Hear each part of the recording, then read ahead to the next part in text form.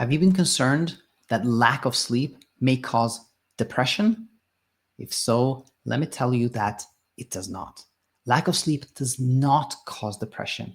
And in just a few seconds, I'm going to share 3 pieces of evidence that can set your mind at ease.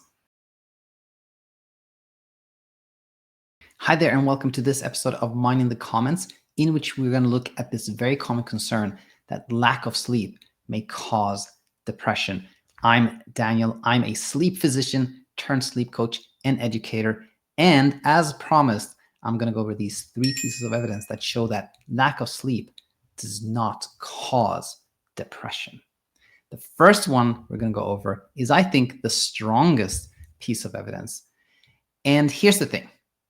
Depression is an emotional state, where we feel this overwhelming sadness. Our emotional state is dominated by feeling sad, hopeless, low, no energy. We all know what it means to feel depressed. Now, here's the thing. Our emotions don't just come out of nowhere for no particular reason. No, all our emotions come from thoughts. Our thoughts produce our emotions. And now, if you never heard this before, you can research it and just see that there's a lot of evidence for this. This is actually, mainstream thinking in psychology and in all, helpful philosophical frameworks. This is an understanding that is pervasive, but don't take old, evidence for that, or just the fact that everybody believes that doesn't mean that you should believe that. No, you can prove this to yourself in a very easy way. For example, I can invite you to think of a grizzly bear that is charging at you, with its claws out. Think of how you feel when you think about that. You probably feel, some tension, like a little bit of fear when you think about that. On the other hand, if I invite you to think about this cute cooing baby who's babbling and making all kinds of cute noises, how do you feel when you think about that? You probably feel kind of a warm, fuzzy feeling, which is just, some piece of evidence that our thoughts produce our feelings. Now, there's another way to do it, which is kind of very similar. If I said, what can you do in this moment to make yourself feel angry? What can you do right now to make yourself feel angry? Well, the answer in all likelihood would be, well, if I want to feel angry right now, I'm going to think about blah, blah, blah, right? Another piece of evidence that our thoughts produce our emotions and our emotional state. Now, when we know this, when we know that our feelings, our emotions come from our thoughts, we can see the truth there, that lack of sleep does not in itself make us think anything predictable. If you take any random person and keep them up a whole night, we don't know how they're going to think about that. We do not know what thoughts are going to arise in their mind, and therefore we don't know what they're going to feel. And I think this is very strong evidence, because it shows that lack of sleep in itself does not produce sadness or depression, because again, emotions come from how we think. And now, if you have this objection now that, oh, well, over a short period of time, but how about over a long period of time? We're going to go into that very, very soon. But firstly, okay, so we've gone over our first piece of evidence, which is that emotions come from thoughts, and lack of sleep cannot make us think anything predictable. Well, there's another piece of evidence which is very paradoxical and very interesting, which is that sleep deprivation has actually been used as a treatment for depression. Now, I don't mean to say that it was ever mainstay or standard treatment, but it's at least in experimental protocols. Total sleep deprivation, keeping someone up completely for at least 24 hours. I think the protocols that have even longer durations, 48 hours. But sleep deprivation, total sleep deprivation, has been used as a treatment for depression. And if you look at least the short-term results, they've been very encouraging, right? And now, am I saying that sleep deprivation is actually something we should do for depression? Not at all. For reason number one, feeling depressed comes from how we think about things. And if you keep somebody awake for 48 hours or something, that's not going to be a cure for depression, because keeping somebody awake is not going to lead to any kind of predictable change in their emotional state. However, the fact that at least short term, if you take somebody who's feeling depressed, you keep them awake for 24, 48 hours, and that leads them, at least in this kind of experimental protocols, to feel less depressed, I think is really strong evidence for the fact that lack of sleep does not cause depression. Again, I'm not saying that sleep deprivation is a nice treatment for depression, but the fact that lack of sleep has actually been shown in kind of these short-term experimental environments to help with the feeling depressed,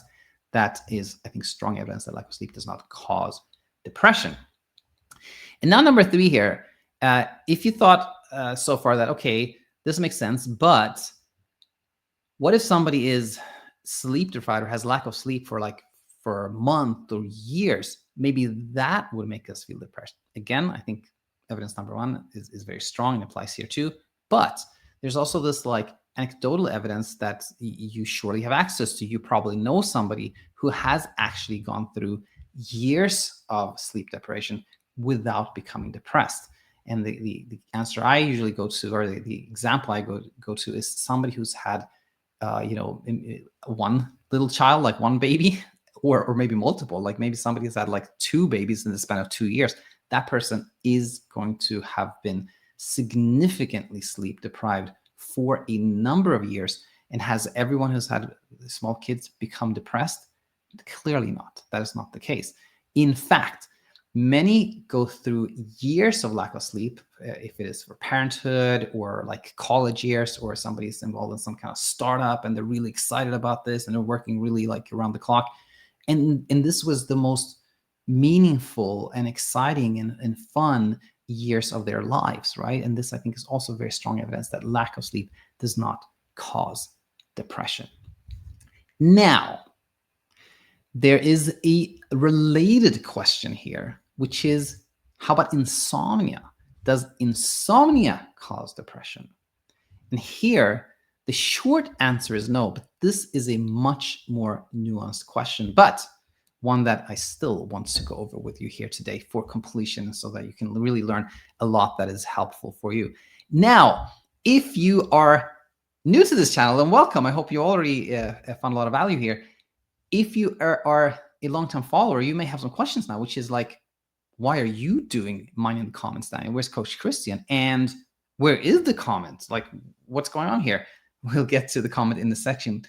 But firstly, Coach Christian has been hosting mine in the comments for a while now, and he's been doing an amazing job, but I've missed it a lot. I missed the kind of this element of looking for comments to create content around, and this kind of this closer connection with the community. So I'm back here, and I'm gonna do these for now, and then maybe Coach Christian will take over again. But for now, I'm back doing mine in the comments. And the comment that actually prompted this episode was this one. It was a comment from Hanan. I hope I say that correctly, Hanan, who said, actually just 3 hours ago, my fear of insomnia is having depression, and how do I get over this fear? Again, my fear of insomnia is having depression. How do I get over this fear? And another way to kind of rephrase this question is, I'm afraid that my insomnia will cause depression. That's what I'm afraid of, and I don't want to be afraid of that. So how do I meet this, right? So this again brings the question of the question here is really the key question here is it true? Does insomnia cause depression? So far, we just talked about lack of sleep for any reason. And to understand, or to do the short answer here, we'll say that what we talked about actually applies here, that not everyone with insomnia feels depressed, right? And just as we saw that lack of sleep doesn't automatically lead us to think in any certain predictable way, the same is true for insomnia. Having insomnia does not automatically make us think in a way that makes us depressed, right? So short answer here could also be no. However, there's much more to this question that I think is really, really valuable to talk about. Firstly, what is insomnia, and what's the difference between lack of sleep and insomnia? Well, insomnia, the way we define it here on our channel, is that insomnia is this ongoing, self-perpetuating struggle that is rooted in the misunderstanding of being awake at night as a threat. Now, if this was a mouthful, or like if this was a lot, let me share it in a different way that makes it hopefully much more clear. Like insomnia tends to start this way, that something happens in our life that makes us stressed, worried, concerned, right? Something is happening, right? And naturally, when we are a little bit threatened, a little bit on edge here, we sleep less. Completely normal and typical. Like that's just our brain keeping us a little bit like more alert when it thinks that something is going on, right? Now, what then can happen is that we're in this state of some stress, we're sleeping less, and then our brain goes like, whoa, I'm not sleeping enough. This should be happening. What's going on? And that's like that moment when our brain starts to think of not sleeping at night or being awake at night as a threat, as a problem, as something shouldn't be happening. And now this loop can be created where the fear that comes from thinking of not sleeping as a threat keeps us awake at night. And when we're awake at night, we think like, oh my gosh, this is real. This is a real threat. And then we become more scared and we're more awake, and then we feel more threatened, and then we're more awake, et cetera, et cetera. And this is like the loop that we call insomnia. It all comes from this misunderstanding of not sleeping as a threat, which it actually is not. It's a misunderstanding. Being awake is actually safe. It does not cause any harm. Now we talked about what insomnia is, and the difference between lack of sleep is that lack of sleep is simply like not sleeping as much as we'd like to or would have otherwise if it wasn't for these circumstances. And of course, we do have lack of sleep in insomnia, but we also have lack of sleep when we become parents, or when we had an accident and hurt our ribs, or like there are tons of reasons for lack of sleep or sleep deprivation. But insomnia is really restricted to this loop we just described. That's insomnia. Now, how about depression? Like, what is depression? Well, again, we talked about how depression is this like feeling state, this emotional state. But why would we be in like a state where we feel really sad and hopeless for most of the time? Well, we feel depressed when we're facing this threat that appears impossible to escape. Like if we face a threat that we think we can outrun, then we become fearful. Our brain becomes like, it deploys fear, and we try to escape it, right? If we face a threat, like for example, somebody cuts in front of you in the line, and you're like, this is a threat. I might not get the thing I want to, and I was here first. We may become angry. The brain may think like, oh, anger is best deployed here, right? Now, if we face a threat our best friend is moving away forever, and it's like this is a threat to me. Like I'm going to be like alone here. This is like our brain interprets this as threatening, but it knows like there's nothing we can do about this. This is like it's impossible to solve this. Then it deploys sadness. We just feel sad because the most safe thing to do is to do nothing. Anything we might try to do in this case probably will decrease our chances of survival, right? So sometimes the most safe thing to do is just to be sad. And a benefit with sadness is that people can see that we're sad, and it also like it elicits sympathy, empathy from other people in our tribe that can help us, right? So that's kind of the logical reason for us feeling sad when we're facing a threat where there is no obvious solution. There's nothing really we can do. Now, when we talked about what insomnia is, and we talked about where depression comes from, we can see the following: that if we think of insomnia as this like threat that we have no means of escaping, there's nothing we can do, our brain can make us feel really sad about this. Anything that we're facing where we're like, I don't know what to do. This is a big problem, but I can't figure out what to do. There's nothing I can do. That makes us feel sad. And if we think about it, insomnia often leads us to a place where we tried everything. We tried the supplements with doctors, the acupuncture, the healing, aromatherapy, everything. Nothing has helped. And we can start to think, this is impossible. There's nothing I can do about this. And then we can feel depressed. And if we think of it this way, it's not like insomnia like directly causes depression, but the way we think of the insomnia struggle can definitely lead to us feeling depressed. And here you go. Here you see how things are much more nuanced now. And this is, of course, the concern that Hanan had, that maybe insomnia will lead to me feeling depressed. And I'm concerned about that. I'm scared about that happening. So how do we meet this situation? Like, now we understand what everything is about, but how do we arrive at a place where we're no longer afraid of insomnia causing depression, right? I think the key here is to see that there is no actual threat. There is no actual danger. There is nothing that requires a fear response. There's nothing that requires us to be wakeful. There's nothing that requires wakefulness. There's nothing that requires us to feel sad. There is actually no threat, right? And seeing that is really helpful. And we can see this so clearly when we go even deeper. Starting here, being awake is no actual threat.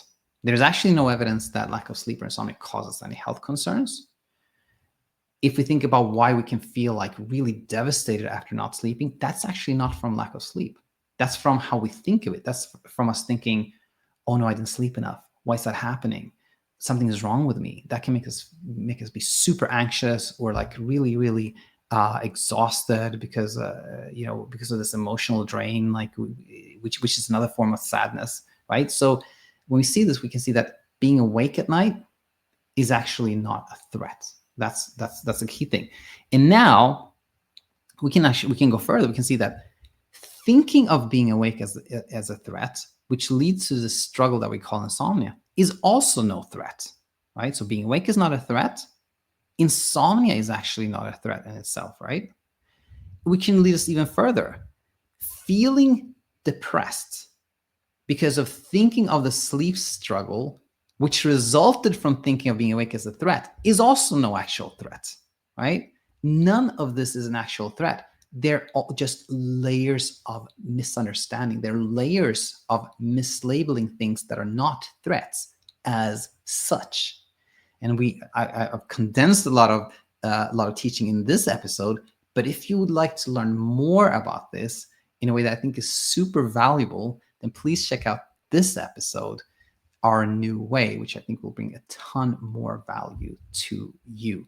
Now, to conclude here, when we have seen this, when we have seen that there is no real threat in insomnia, in depression, then that fear fades away. And I hope it does for you, Hanan.